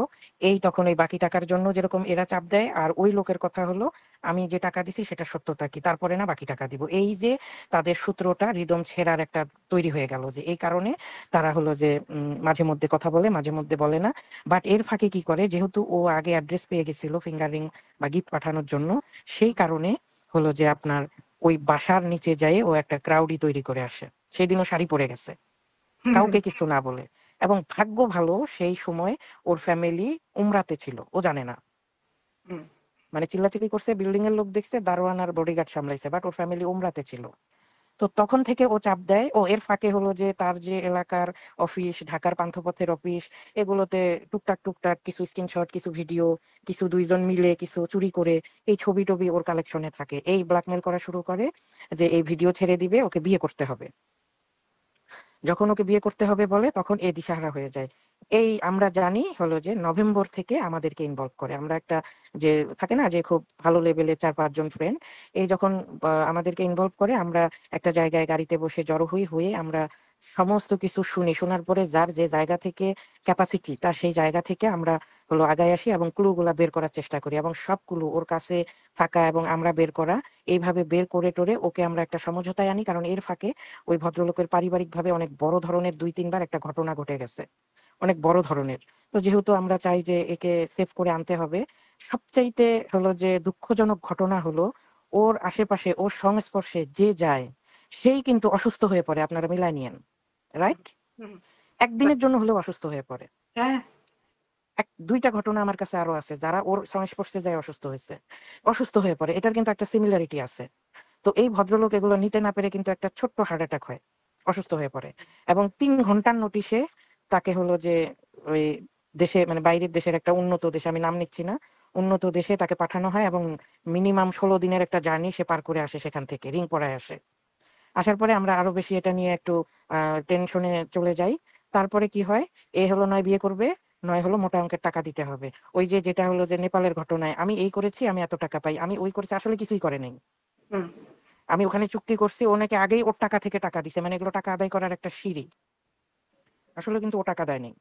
ভাবে ওই ভদ্রলোকরা অনেক রকমের করে। আমরাও প্রশাসনিক হেল্প নেই। বিভিন্ন ক্লু বের করি, ব্যাংকের ক্লু বের করি। সবকিছু বের করে একটা পর্যায়ে মানে ওই ও একটু থেমে যায় কেন? আমাদের হাতে প্রমাণ চলে আসে যে সেই টাকাটা সে কোথাও দেয় নাই। ও ওইটা ওই যে ফিক্সড ডিপোজিট করতে যে জমা দিছে ওই টাকাটা, তাই তো? হ্যাঁ, রাইট। সেই টাকাটা সে কোথাও দেয় নাই, কোনো চুক্তি হয় নাই। এবং আমরা ওই মানে আমাদের জানাশোনা ২ জন পার্শ্ববর্তী দেশে যায়, যে লোকের সঙ্গে এগুলো তাকে সে মানে মিনিমাম একটা পর্যায়ে আছে বাট অত বেশি পর্যায়ে না। এটা হলো এদের চক্র এজন্য। তো সেখান থেকে সবকিছু নিয়ে এই এসপি এবং আরেকজনের নাম্বার দেয় সেই লোক হলো এগুলো নিয়ে আমরা জানতে পারি যে এই টাকাটা সে দেয় নাই এবং পুরাটাই ও নিজে রেখে দিছে। যখন ধরা পড়ে ও গা ঢাকা দেয়। সেই সময় কিন্তু ও বাসা চেঞ্জ করছে। আপনি রুহি একটু বের করবেন। আপনাকে ওকে। আমি টাইমিং গুলা দিচ্ছি। সেই সময় ও বাসা চেঞ্জ করছে। ও যাতে করে ওকে ড্রাইভার, বডিগার্ড বা কেউ ওকে খুঁজে না পায়, ও বাসা চেঞ্জ করছে। এটাই এবং এবং ও নাম্বার চেঞ্জ করছিল সেই সময়। আপনি একটু খুঁজে নিন। যেহেতু আপনি ওর পরিবারের সাথে জড়িত, আপনি খুঁজে নেবেন ওই টাইমে ওর হয়তো আগে আরো নাম্বার ছিল, ও ট্রাপে ফেলার জন্য অন্য নাম্বার ইউজ করছে। নাহলে একটা মানুষ নাম্বার কিভাবে চেঞ্জ করে? আমরা তো নাম্বার চেঞ্জ করতে পারবো না। না, না, সে করতে পারে, এটা বিষয় না। এরকম মানুষের এই ধরনের মানে ইয়া থাকে। কারণ এই যে আমি মানে এর মধ্যে ২-৪ জায়গায় ঘুরতে গেছি। হ্যাঁ, রোজ ছবি তোলা হয়নি আমার। একেবারেই রোজ ছবি তোলা হয়নি। কিন্তু ওর সাথে কেউ কথা বললেও ৫ সেকেন্ডের জন্য সেটারও স্ক্রিনশট নেয়। কেন নেয়? হ্যাঁ, হ্যাঁ, হ্যাঁ। হ্যাঁ, কেন এটা নেয়? প্রমাণ। এগুলোর হলো ব্যবসা, এগুলোর ব্ল্যাকমেইলিং এর হলো যে খাবার। রাইট। ওর ওই ভদ্রলোককেও মাথায় হাত ছোঁয়ায়ে ওর মেয়েকে বিদেশে পড়ালেখা করাবে সেরকম একটা কমিটমেন্ট নাই, যেগুলো পরবর্তীতে সব লোকের সাথে নেয়। যেগুলো এই যে বিয়ে করছিল রুমি তার এফিডেভিট করে কাগজে নেয়। যেগুলো এই এই রাসেল মিয়া, মুন্না সবার কাছে ওই মেয়েকেও বাপ বানায়। এটার ওখানেও আমরাও এর সাক্ষী। ওই মাথায় হাত ছোঁয়ায়ে ওই মেয়েকে দেশের বাইরে পড়ালেখার একটা দায়িত্ব দিছিল। এবং যদি ও সত্যিকারের প্রেমিকা হইতো তাহলে ওই ভদ্রলোক যে এই মেয়েকে পৃথিবীর সবকিছু দিত বা পড়ালেখা করাইতো, এটা সত্যি। এইটা এটাও সত্যি। আচ্ছা, ঠিক আছে। আপনি আপনার গল্পটা আমরা এদিকে কন্টিনিউ রাখি। হ্যাঁ, আর কি হচ্ছিল? কি হয়েছিল? শেষ পর্যন্ত কত টাকা নিল? এবং আচ্ছা, আপনারা কেন এই পর্যন্ত জেলে দিতে পারেন নাই? সেই গল্প বলেন। আচ্ছা। তো এই যে আম যখন ওই টাকাগুলো ওইটাই ওর যে একসাথে ৫০ এটাই শেষ। আচ্ছা। এইটা এখানেই মানে টাকার লেনদেন এখানে আর আগাতে পারে নাই। কেন? সেটাই আসি। যখন বিভিন্ন রকম গা ঢাকা দিল, বাসা চেঞ্জ করলো, তারপরে একটা থানায়-পানায় রিলেশন, তারপরেও ওই লোক কিন্তু এগ্রেসিভ হয় নাই বা ওকে দেখে ছাড়বে, এই করবে না, হয় নাই। ওকে রিকোয়েস্ট করছিল যদি সত্যি ও কাজটা করতে পারে, তাহলে যেদিন ওই মানে লিস্ট চলে আসে সেই দিনও বলছিল যে এখনো যদি ও করে দিতে পারে ওকে বাকি টাকা দিবে। এই পর্যন্ত হলো যে কনভারসেশনে কথা বলছিল। কনভারসেশনে ৩ জন মিলে সেই সময় আরকি পরে আমাদেরকে জানাইছে যে ৩ জন মিলেও কনভারসেশনে কথা বলছিল। তো সেই জায়গা থেকে ও আস্তে আস্তে ওই যখন হলো যে বিয়ে করতে বলবে আমরা ইনভলভ হইলাম। আমরা বাংলাদেশের খুব নামকরা একটা প্রশাসনিক লেভেলে হেল্প চাইলাম। সব তদন্ত হইলো, সবই হইলো। বাট রুহি, বিষয়টা হলো যে ওকে জেলে দিতে পারে নাই সেই সময়ে। আমাদের ইনটেনশন ছিল টাকাটা তুলে আনা, জেল না। পরে যখন জেল চিন্তা করছি, মানে কেঁচো খুঁড়তে সাপ বের হয়ে গেছে। তখন যদি আমরা ওর পিছনে লেগে থাকি তাহলে আমার সেই ভদ্রলোকের পুরা ফ্যামিলি ডিস্ট্রয় হয়ে পুরো ফ্যামিলি থেকে তাকে একা হয়ে আসতে হবে, তার যে লাইফ, তার যে জীবন যাপন, তার যে সবকিছু, সেটা ধ্বংস করে ওকে বিয়ে করতে হবে। ও কারণ লালা। ওর কাছে অলরেডি ওই যে ওয়াশরুমে গেছে থেকে তার বিভিন্ন সিক্রেট, তার ছবি, তার ভিডিও, তার যে পারিবারিক ইনফরমেশন বলছিলাম আমি যে হ্যাক করে ফেলছিল, হ্যাঁ হ্যাঁ। সবকিছু ওর হাতে। এখন যদি একে মেনে নেয় বউ ছাড়তে হবে, বউকে মেনে নিলে একে ছাড়তে হবে, বা একে যদি মেনে না নেয় ফাইট দেয়, তাহলে সবকিছু ফেস করতে হবে, মোকাবেলা করতে হবে, থানা পুলিশ হবে, এগুলোর প্রমাণ হবে। কিন্তু আপনি একটা জিনিস হিসাব করেন, যে মানুষ বিভিন্ন ব্ল্যাকমেলের শিকার হয়ে ৮০-৯০ লাখ টাকা দিতে পারে, সে নিশ্চয়ই একটা পজিশন বা প্ল্যাটফর্ম আছে, রাইট? অবশ্যই আছে। আজকে আপনাকে আমাকে কেউ গালি দিলেই আমরা সহ্য করি না, কিন্তু সেই জায়গায় যখন ওকে এত নিচে নামাইছে যে তাকে যদি সবকিছু হ্যান্ডেল করে, ওই লোকের ফ্যামিলি জমা রেখে এসে একে ফাইট দিয়ে একে এর সাথে কাদা বা মানে টয়লেট হয়ে ছোড়াছুড়ি করে একটা হ্যাস্তন্যাস্ত হবে, সেই জায়গা থেকে। এবং এর যে টিম, এর কিন্তু বাইরেও টিম আছে। আপনারা ভাববেন না যে ও শুধু ঢাকা শহরের টিম, এটা সম্পূর্ণ মানুষের রং। ওর বিভিন্ন দেশেও টিম আছে। ওকে। তো সেই জায়গা থেকে যখন আমরা সিদ্ধান্ত নিলাম এবং পরবর্তীতে বিভিন্ন প্রবলেম ফেস করলাম আমরা পারিবারিকভাবে, সবাই মিলে যখন দেখলাম যে এটা যদি সবাই নাড়াচাড়া করে, একে জেলে দেওয়া তো সম্ভব হয়ই নাই। আমি যেটা বলবো যে এর প্রশাসনিক লেভেলে হাত যত না আছে, এর ক্রিমিনাল লেভেলে, লাইকে হলো যে আপনার বস্তির যে গ্যাং থাকে এই লেভেলের, ওর হলো যে ড্রাগের হাত আছে, এবং ও সাপ্লায়ার, এবং ও ইন্টারন্যাশনাল না শুধু, ও একজন প্রশিক্ষিত যৌনকর্মী। ও যে বাংলাদেশে আমি জানি না একে কে ছাড়াই গেছে বা যেতে পারবে, বা এরকম কোনো প্ল্যাটফর্মে কোন টাইপের মানুষ আছে।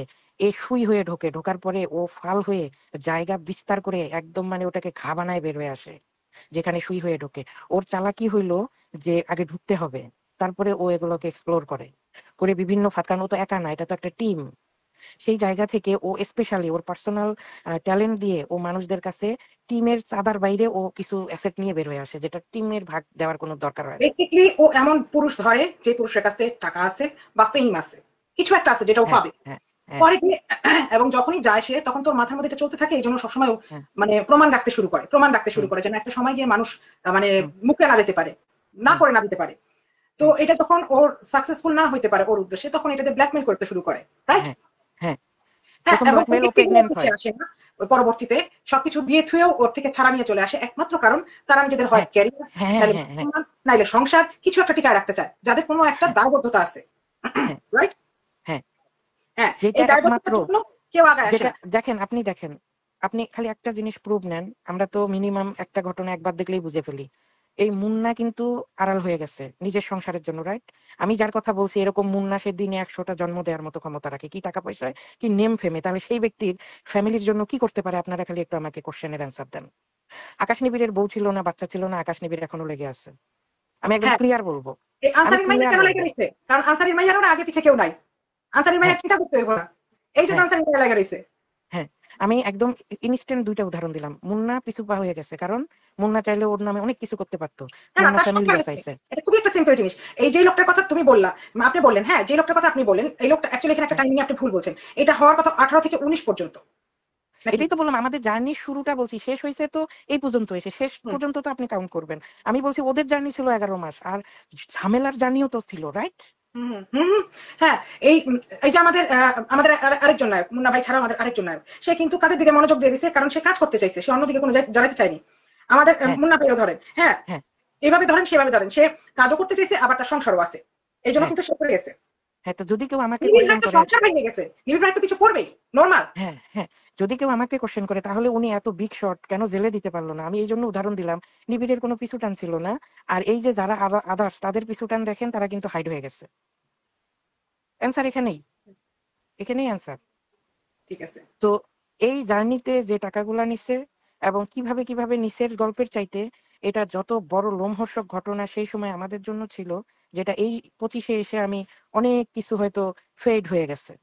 অনেক কিছু হয়তো আমরা সবই চাচ্ছি কথা না। শোনো, পুরাতন এত স্মৃতি, হ্যাঁ, মানে মনে করে সব পাই টু পাই, কারণ আপনি আমাকে যেভাবে বলছিলেন, হ্যাঁ, এর সাথে এই গল্প মানে ওই গল্পই রয়েছে, কিন্তু আপনার সাথে আমার কথা হয়েছিল date by date, month by month, হ্যাঁ, কোন মান্থে কত টাকা হ্যাঁ, আসতেছে, এগুলো আপনি আমি আমাকে কিন্তু বলছেন। কিছু আজকে বলছি, আপনি মনে কিছু করতে বলছি। পারতেছেন না। যেমন হ্যাঁ, আমি বলি, আমি কিন্তু হ্যাঁ, এক্সাক্ট বলছি যে এইটা ওই যে আপনার যেটা ৫০, এটা কিন্তু আমি তো এখন এখানে 100% প্রুভ এনে সবার চোখের সামনে দিব না, দিব না, কিন্তু আপনাকে তারপরেও প্ল্যাটফর্মে আমি কিন্তু বলছি যে এটা ডিসেম্বর মাসের ঘটনা।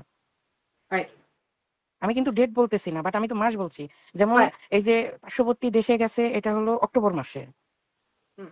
কোন বিমানে গেছে, কত তারিখে গেছে, এখন আমি তো এগুলো রিভিউ করছি না। হ্যাঁ, এখানে আবার যে ব্যাপারগুলো চিটাগাং আমি থেকে একটা বছর থেকে চিটাগাং থেকে একটা টাকা ট্রান্সফার হয়েছে, আমি সেটাও বলছি যে সেটা হয়েছে হলো যে অগাস্টে। এখানে এইভাবেই আমি যে বলছি। জিনিসটা মানে আমি বলতে চাইছিলাম, সবাইকে যেটা জানাতে চাইছিলাম সেটা হলো এই এই পদ্ধতিতে, কারণ এরকম আরো 4টা ঘটনা আছে, 4টা না 3টা আছে, এই সেম এই ওয়েতেই সে মানে ইয়া ধরে, ছেলে ধরার মতো ছেলে ধরে। ফার্স্টে চকলেট দেখায়। পুরুষ ছেলে না, পুরুষ। আচ্ছা, আমি এটা বললাম মানে ছেলে ধরার মতো ছেলে ধরে। হ্যাঁ, ফার্স্টে চকলেট দেখায়, তারপর চকলেট একটু চুষতে দেয়, তারপর ভালো করে যখন যখন সে চকলেট চুষা শুরু করে তখন সে বলে যে এই চকলেটের দাম তো এত ছিল না। সামহাও সানজি দেখাইতে গেছে। হ্যাঁ, তো এরকমই ঘটে আর কি। এই জন্যই আমরা আর কি আহ, মানে বলতে চাচ্ছিলাম, অনেকেই বলতেছে এটা কি উমুক ব্যক্তি নাকি সুমুক ব্যক্তি নাকি, এটা না না, ওই ব্যক্তি না, ওই ব্যক্তি তো ওর লাইফে অনেক দিন ধরে, ওই একটা ব্যক্তি কেন হবে আমাদের জানার বিষয় বা বলার বিষয় না। এছাড়াও অনেক ব্যক্তি আছে যেগুলা সেই রকম করছে, এরকম অনেক হিস্ট্রি আসবে। এখন সেই লোক, আমরা এই লোকের সাথে যোগাযোগ করার চেষ্টা চালাইছি এবং যার অ্যাকচুয়ালি খুব কাছের মানুষ, তার দ্বারাই আমরা এটা জানতে পারতেছি। সেই লোক যদি না আগায় আসে, কিছু করার নাই, কিন্তু আমরা মানুষকে এটা অ্যাটলিস্ট জানাইতে পারি যে কি কি ঘটছিল। যেমন আরো কিছু ঘটনা জমা আছে যে কে কিভাবে এই লাইনটায় আসছিল, এই ঘটনাটাও আছে। কোন ওয়েতে কার হাত ধরে এই লাইনে সে আসছিল, এটাও আছে। তো এটা আস্তে আস্তে জানাবো। কেন জানাবো? এ থেকে আমরাও সাবধান হব। আমাদের আশেপাশে যদি এরকম কোনো ট্রাপ চলতে থাকে, আমরা বুঝতে পারবো ভালোবাসার নামে মায়া করে, হ্যাঁ, ডাবের ডাবের পানি খাওয়ানোর নাম করে আমাদের এরকম ট্রাপ করা হয়। তো এই ট্রাপগুলো আমাদের ধরতে হবে। আর আমরা চাবো যে এইগুলোর মাধ্যমে শুধু সেই যেন আরেকটা মানে ধরতে না পারে, এইগুলোর মাধ্যমে এইরকম আরো কিছু ব্যক্তি যারা আছে এখনো সমাজে আছে, আমরা যাদের সম্পর্কে জানি না, তাদের দ্বারাও যেন কিছু মানুষের মানে আহ প্রতারিত না হয়, এই জন্যই এগুলা বলা। এছাড়া আর কোনো কারণ না। এখন যদি মানে কে বলতেছে যে প্রমাণ কই, হ্যাঁ, প্রমাণ তো আছে, অবশ্যই আছে, কিন্তু ফেসবুকে দিব। ফেসবুকে যদি প্রমাণ দেয়, আপনি কি জানেন এটা আদালতে মানে গ্রহণযোগ্য হবে না? খুবই সাধারণ একটা বিষয়। শ্রাবণী আকরাম ঠিক জানা নাই তার সাথে এই ঘটনা কিনা, কারণ কারণ এই লোকটা সম্পর্কে আমি কোনো ঘাটাঘাটি করিনি। আমি এই লোকটা সম্পর্কে কিছু জানি না। আমি এই লোকটাকে জীবনে দেখছি দুইবার, তাও একবার সিনেমাতে আর একবার হলো গিয়া ওই ওনার ভিডিওতে। এতটুকুই আমার দেখা। এই জন্য এই লোকটা সম্পর্কে আমি জানি না, বলতে পারবো না। তবে কোনোদিন তার হিস্ট্রি আসলে আমি অবশ্যই জানাইতে পছন্দ করবো, যদি কেউ রিয়েলি আমাকে কোনো হিস্ট্রি দিতে পারে। হ্যাঁ, আকাশ টিভির ভাই লেখছে সব বের করবো, এখন শুধু গল্প শুনেন। গল্প ওর অভাব নাই, তার লাইফে এই পিরিয়ডের মধ্যেই আরেকজনের সাথে আছে। এই জন্য আমি টাইমটাও বলতেছি, এরকমই হচ্ছে, এই পিরিয়ডের মধ্যেই আরেকজনের সাথে আছে। তারপরে মানে এট এ টাইম 2 থেকে 3 জন চলতেছিল তার লাইফে, অলওয়েজ। কখনো সে এক পুরুষে আসক্ত নারী নাই, ছিলেনই না। একাধিক চলতেছিল।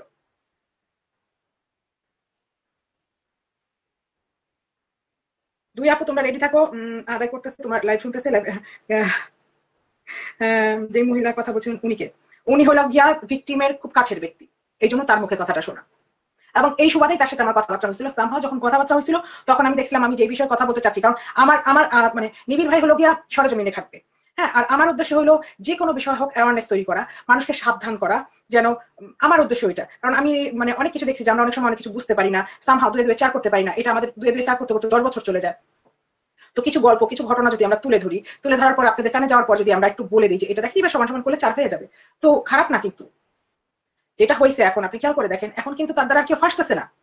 তার মানে কি আমরা আর কিছু পারি না পারি এতটুকুতে সক্ষম হয়েছি, আরেকটা ব্যক্তি তার দ্বারা প্রতারিত হচ্ছে না। এখন গাড়ি ধাক্কা দিয়ে দিছে, গাড়ির মাইরে দিছে, এটার আমরা কিছু করতে পারবো না।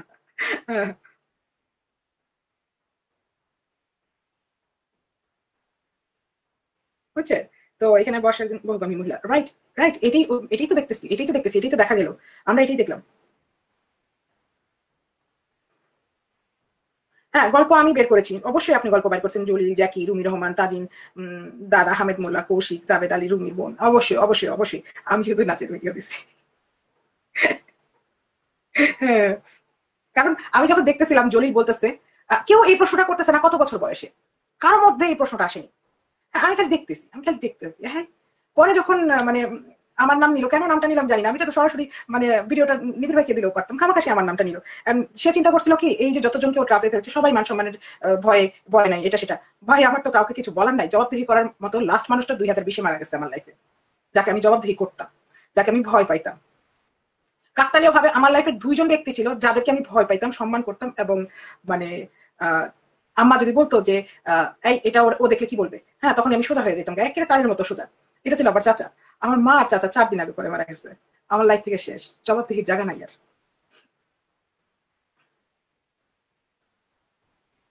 আহ, আচ্ছা আপা, ইদানিং সাউন্ড সুন্দর হয়, কাহিনী কি? ওই কাহিনী হলো আপনি যেটা কালকে ইউজ করছেন, ওই যে লাইভের মধ্যে কিছু একটা অপশন থাকে, একটা মাইকের মতো অপশন থাকে, যেটার মধ্যে অন করে দিলে আশেপাশে সাউন্ড আর থাকে না।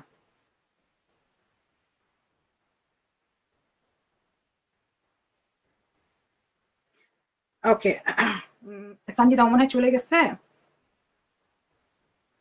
আমারও তো গল্প বলা হয়ে গেছে। উম, আর কারো কিছু জানার আছে, বলার আছে? আপনারা যদি কোয়েশ্চেন করেন আমি উত্তর দিব, নাহলে আমি বের হয়ে যাবো। 1.5 ঘন্টা হয়ে গেছে, 1.5 ঘন্টা লাইভ কেউ শুনবে না।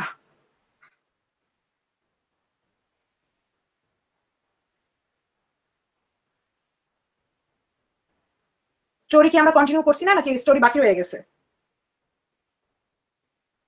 এই তো স্টোরি তো এটাই ছিল। আচ্ছা, আমি সঞ্জিতাকে এনে দেখি। আমার ধারণা তো একসেপ্ট। রুহি সরি, আমি জানি না কেন লাইভ কেটে গেছে, আমি অল্প সময় প্রবলেম। নিয়ে শেষ করি। হ্যাঁ, হ্যাঁ। তো এই গল্পের ফাঁকে যে আরো ভয়ঙ্কর অভিজ্ঞতা বা জার্নি, ওগুলো কিন্তু আমরা এখনো রিভিল করি নাই, বা কিছু কিছু জিনিস তো আমরা অনলাইনে বলবো না, রাইট? কিন্তু সবচেয়ে মজার বিষয়, সম্ভব আপনাদের না বলা। অডিয়েন্সকে আমি বলতে চাই, গত পরশুদিন আমি যে অল্প একটু কথা বলে বের হয়েছি, আমার সাথে এরকম সিমিলার গল্পের 2জন ব্যক্তি আমাকে নক করছে, যাদেরকে আমি কেন আমার মানে 14 জেনারেশনও চিনি না, তাদের সাথে আমার কোনো যোগসূত্র নাই, তারা রুহির মাধ্যমে আমাকে খুঁজে বের করছে, এবং তাদের সাথে এরকম কিছু হয়েছে, সেই গল্পগুলা তারা আমাকে জমা দিতে চায়। আমি নিব কিনা বা আমি বলবো কিনা আমি সেটা বলছি না। মানে এই যে আপনারা বলতেছেন এগুলো শুনে কি হবে বা আমরা কি করতে পারবো, দেখছেন সামাজিক অ্যাওয়ারনেস আমরা কোথায় নিয়ে দাঁড় করাতে পেরেছি, যেখানে লোকজন খুঁজে বলতেছে আমাদের ওর সাথে ঘটা গল্পের মানে বিষয়গুলা তারা আমরা যেন বলি, জমা দিতে চাচ্ছে। তাহলে এই লোকগুলা কি ভাবেন 1 2 জন? না, না। আমার তারা কাছেও কোথেকে এরকম কিছু আসছে? গল্প আছে, ওর রিলেটেড না, কিন্তু আমার কাছেও কিছু গল্প আছে। কি করে ছেলে ধরারা মেয়ে ধরে। আচ্ছা, মানে ছেলেরা কিভাবে সবচাইতে করে পর্দার আড়ালে রুহির মেয়েদের। রুহির অডিয়েন্সকে আমি বলবো যে আমার কাছে রিসেন্ট আমি যে রিভিল হয়েছি, আমি একজন মানুষ, এই গল্পটা বললাম, আমি নাথিং, আমার পেজে এগুলো কিচ্ছু যায় আসে না। আমাকে মানুষ খুঁজে এমন কিছু তথ্য প্রমাণ দিছে, এমন কিছু যেটা আমি এখান থেকে বসে 1000 টাইম বলতে পারবো আদালতে গ্রহণযোগ্য। আর এটা ফেসবুকে দেওয়ার মানে আদালতে গ্রহণযোগ্য হবে না। আদালতকে অবমাননা করা, আদালতকে অবমাননা করা। সরকার নেই আগে থেকে আমি এইসব প্রমাণ আমি কর। রুহির অডিয়েন্সদের বলবো, আপনারা একটু ধৈর্য ধরেন, আপনারা একটু সাথে থাকেন। আমি বলছি যে আমি গত 5 দিনের পরে এমন কিছু তথ্য প্রমাণ, নট পেপারস, ভিডিও বা অরিজিনাল আমার কাছে চলে আসছে, যেটা আপনাদের লোম ডে বাই ডে দাঁড়ায় যাবে, কখনোই ডাউন হবে না। মানে এত ভয়ঙ্কর তথ্য আমার কাছে চলে আসছে, কারণ আমাকে কেউ চিনতো না, আমি রুহির মাধ্যমে এই গল্প বলতে এসে আমাকে খুঁজে বের করছে। সো এই তথ্যগুলা নিশ্চয়ই আমরা অডিয়েন্সকে না বললেও অডিয়েন্সকে আমরা শেয়ার করতে পারি, কিন্তু এগুলো আদালতে গ্রহণযোগ্য। রাইট। আচ্ছা, তুমি তোমার মানে গল্পটা আপনার কি শেষ করতে পারছো নাকি আরো আচ্ছা, আছে? মানে যে এইভাবেই আমাদের জার্নিটা, তারপরে তো যে কোনো হলো যেভাবেই পরিস্থিতির শিকার হয়ে আমরা সবকিছু যখন সেটেল ডাউন করলাম, তখন আমার ফ্রেন্ড আলহামদুলিল্লাহ এখন ভালো আছে, সুস্থ আছে, দেশের বাইরে মুভ করছে, এবং সেই গল্পটা সেখানে আজও আমরা যখন এক জায়গায় হই বা ফোনে কোনো রকম কথা হয়, সেই জায়গা থেকে আমরা স্মৃতিমন্থন করি। এবং সেই জায়গার সূত্র ধরে আমি নিবিড়ের লাইভে বলেছিলাম যে এখন যারা ওর সঙ্গে জড়িত এরা একটা টিম, এরা টিম ওয়ার্ক করে, এদের লেভেল এই অনেক কিছু আমি রিভিল করছিলাম, যেগুলোর মধ্যে এগুলো ছিল না, বাট আমার আকার ইঙ্গিত ছিল এই সাপ্রিকে নিয়ে। এবং ও আজও যা করছে এগুলো আপনারা ভাববেন না ও হিজাব পরছে, ও নরম সুরে কথা বলতেছে, আপনি দেখবেন সাপ মারার পরে অনেকক্ষণ শুয়ে থাকে, তারপরে কিন্তু ফোনাটা তোলে, তো ও হলো একটা সাপ। আপনারা যদি মনে করেন ও ডাউন হয়েছে, পৃথিবীতে আপনারা এখনো ভাত খাননি, আমি বলে দিলাম। তো তারপরেও যদি কখনো কারো সামাজিকভাবে কোনো উপকারে আসি, আমার কাছে যে এখন জিনিসগুলা রেডি আছে বা দিলে আদালতে গ্রহণযোগ্য, এই ধরনের সামাজিক অ্যাওয়ারনেসে যদি আমি কাজে লাগি, আমি সেই জায়গা থেকে আসছি। আমার কোনো রকম আমার পেজ দিয়ে আমার ওই ছাত্রীর নাম মুখে নিয়ে আমার যেরকম সামাজিক প্রেক্ষাপটে যায় না, সেরকম আমি এগুলো নিয়ে ঘাটি না। বাট আমি আপনাদের জন্য আমি এই কথাগুলো বলতে আসছি, সবার ফ্যামিলি এবং পরিবেশ এবং সমাজকে রক্ষা করার জন্য। যে গল্পগুলো আরো জমা আছে, এগুলো আমরা যদি 1 মাস লাইভ করি, আমরা তাও কথা দিলাম যে শেষ হবে না। কারণ রাইট। অলরেডি আমার কাছে 3টা লোক চলে আসছে। সো একই সিমিলার ঘটনা মেলে, তারপরে জায়গা মেলে, সময় মেলে, সিস্টেম মেলে, তাহলে সেই লোকগুলার গল্প যদি নিয়ে আমি তাদের তথ্য প্রমাণ নিয়ে যদি আরেকটা লাইভ করি, এভাবে ভাবে তো 1 মাসের বেশি হয়ে যাবে, কিভাবে সম্ভব? অ্যাকচুয়ালি আমরা না মানে আমাদের তো, তোমার তো বলা শেষ হয়েছে তাই না? তোমার গল্প তো বলা শেষ হ্যাঁ, হয়েছে না? আমি আপাতত এগুলোর মাঝখানে বা এগুলোর উদ্দেশ্য, এগুলোর আরো কিছু ক্লু, এগুলো মাঝে মধ্যে আপনার লাইভে এসে আমি বলতে পারবো। বাট আমার আচ্ছা, মূল দেখা যাক। উদ্দেশ্য যে ও যে কত ভয়ানক একটা ক্রিমিনাল, আমি বলবো ক্রিমিনাল, ও কিন্তু হাইলি মানে থিঙ্কিং যৌনকর্মী। হুম। আচ্ছা, মানে এই গল্পটা ছিল একজন ব্যক্তির, যার সাথে এই ব্যক্তির মানে এই মহিলার সাথে মাত্র 9 মাসের রিলেশন ছিল। 9 মাসের মধ্যে সে কাছাকাছি 75 লাখ টাকা নিতে পারছে, কোনো লোভ দেখায়, কোনো কিছু করে, সব রকম অবস্থায়। আর 75 না রোহি, 75 না, 50, 50, 25, আড়াই, হলো যে 22, আর ওইদিকে হলো হাতে হাতে কিছু। ওকে, কাছাকাছি 1 কোটি টাকাই ধরলাম, আমরা 75-এই রই না, এটা আবার বেশি আচ্ছা। হয়ে যায়। হ্যাঁ। তো মানে কিছু চেকের মাধ্যমে, কিছু ক্যাশের মাধ্যমে এভাবে টাকা নিছিল। হুম। এগুলা বলার উদ্দেশ্য হইলো, যে বুঝতে পারতেছে না তাকে আমি বলি, এগুলা বলার উদ্দেশ্য হলো এই প্যাটার্নটা বুঝেন, কি করে সে নিছে। অনেকে প্রশ্ন ছিল এমন কি দেখে, এই দেখেন কি দেখে, কি দেখাইতে হয়। যদি এখান থেকে শিখে নিয়ে স্বামীর উপর অ্যাপ্লাই করেন, তাও হয়তো আপনাদের শপিং এ করতে নিয়ে যাবে। হুম। ট্রাই করে দেখতে পারেন। আর যাদেরকে মানে, যদি কেউ কখনো এই লাইভ দেখে, আমি জানি না কত মানুষ দেখবে এই লাইভ, কিন্তু যদি কখনো এই লাইভ দেখে কিছু একটা জানতে পারে, কিছু একটা বুঝতে পারে, যদি তার লাইফে কোনো উপকার হয়, এটা আমাদের জন্য সার্থকতা হবে। আর এই কারণেই করা এই লাইভ গুলো। মোট টাকা 1 কোটি প্লাস হবে, হ্যাঁ নিবিড় ভাই, এরকমই হবে। কিছু অফিসিয়াল, কিছু আনঅফিসিয়াল টাকা আর কি। আর যে এই গল্পটা বললো, তার খুবই কাছের মানুষ, পরিচিত মানুষের এই ঘটনাটা ঘটছে, এই জন্য সে বললো। আমি এই জন্য তার মুখ দিয়ে বলাইলাম, নাহলে তার এই ঘটনা আমি গত সপ্তাহে শুনছি, শুনে নিয়ে আমার কাছে লাগছে যে এটা বলার মতো, তাই আমি বলতেছি। ঠিক আছে, নাহলে আমি আবার বলতাম। আমি যাদের চিনি না তারা আবার আমার কাছে আসছে সেম গল্প বলতে। রাইট। কারণ আমি জানতাম তো, যখন আমি আপনার সাথে কথা বলছিলাম ফার্স্টে, আমি বলছিলাম যে এটা কি এই সাল থেকে এই সালে, আপনি বলছিলেন হ্যাঁ, তখন আমি বলছিলাম অফিসটা কোথায়, অমুক জায়গায়, আপনি বলছিলেন হ্যাঁ, তখনই তো মিলে গেছে। আমি তখনই তো বলছি যে এটা তো আমি জানি, এটা আমি গল্পের ওই পাটটা, ওই পাশেরটা জানি না, আমি এই পাশেরটা জানি। এরকম যখন কিছু একটা ঘটতেছিল আমরা জানতাম। তো যাই হোক, আজকে অনেকক্ষণ সময় নেওয়া হয়ে গেছে। আম, আহ, আর যদি কারো কিছু মনে হয় না বলার আসতে, আহ, ধন্যবাদ আপনাকে সঞ্জিদা, অনেক অনেক ধন্যবাদ যে আপনি আপনার গল্পটা শেয়ার করছেন। আমি আমার ভবিষ্যতের লাইভগুলোতে আপনাকে চাবো, যখন আমি এই অ্যাওয়ারনেস এর উপর কথা বলবো। অনেক বিষয় অ্যাওয়ারনেস আছে, শুধু বাচ্চাদের বিষয় না। আমি এখন বলবো গুড টাচ ব্যাড টাচ, তারপরে হলো গিয়া সেফ এনভায়রনমেন্টের উপরে, বুঝছেন। আমি এগুলো নিয়ে কথা বলতে চাবো, যেহেতু আপনি বাচ্চাদের নিয়ে কথা বলেন, আমি অবশ্যই চাবো যে আপনি আমার লাইভে জয়েন করেন। তো এই লাইভটা ঠিক আসার জন্য আছে, অনেক অনেক আপনাদের ধন্যবাদ। আপনার অডিয়েন্সদেরকে আমি হলো যে বলবো যে আপনারা নিজেদের জায়গা থেকে, যারা বাংলাদেশ থেকে দেখছেন, যদি কোনোভাবে আপনারা এই অ্যাওয়ারনেসটাকে সমাজে ছড়াই দিতে পারেন, আমরা হ্যাপি হব। বাট আরো গল্প আছে, হাজার হাজার গল্প আছে, মানে স্ট্রংলি গল্প আছে, সো ওগুলা ধীরে ধীরে আপনারা জানবেন। আর আমার পেজে কেউ ফ্রেন্ড রিকোয়েস্ট বা এইরকম কোনো কমেন্ট করতে আসবেন না, এগুলো রিলেটেড আমার পেজে কোনো কিছু নাই এবং থাকবেও না। আমি জাস্ট গল্প বলতে আসছি।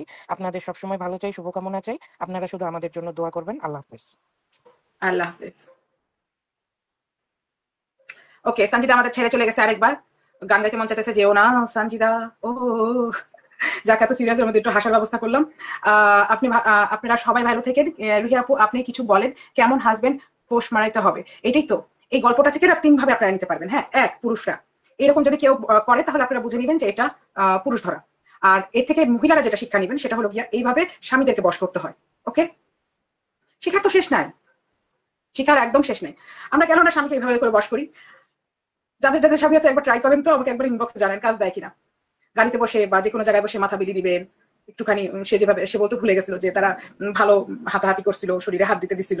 সেই প্রথম দেখায়, একদম প্রথম দেখায় পাশাপাশি বসার পর পরই এই ঘটনা। তো আমি জানি না এটা কিভাবে করে করতে পারে মানুষ। আমি ইউরোপে থেকে এটা আমার কাছে অস্বাভাবিক লাগে। হয়তো বাংলাদেশ বেশি আগায় গেছে, কে জানে। তা আপনাদের তো বিয়ে করা যাবে, আপনারা ট্রাই করতে পারেন।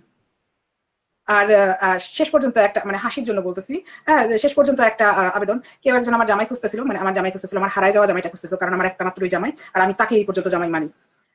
কাগজে ডিভোর্স এগুলো আমি মানতে পারিনি। তাকে কেউ খুঁজে দেন প্লিজ। আজকের জন্য খোদা হাফেজ। ইনশাল্লাহ কালকে সময় পাইলে আমি অবশ্যই লাইভে আসবো, এসে এরকম চিটচ্যাট করবো, একটু গপ্প করবো। ভালো থেকেন, আল্লাহ হাফেজ।